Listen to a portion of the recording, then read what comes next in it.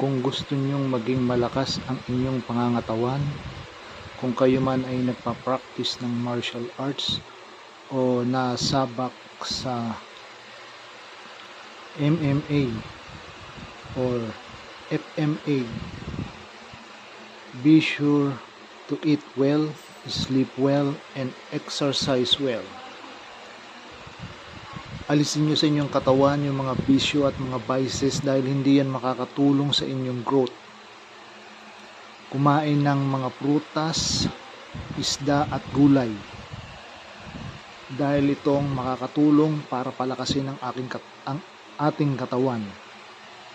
Ganon din ang ehersisyo at pag may pagkakataon ay mag-meditate. Maraming salamat po uli.